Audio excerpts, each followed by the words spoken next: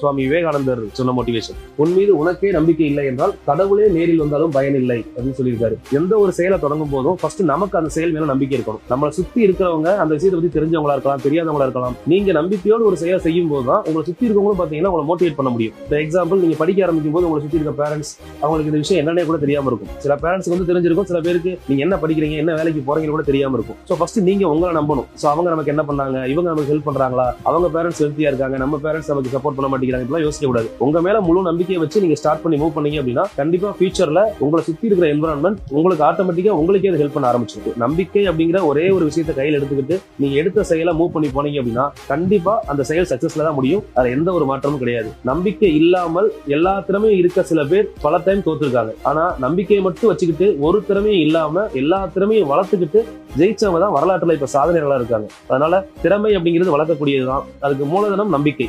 நம்பிக்கையை மட்டும் கையில் எடுத்துக்கோங்க.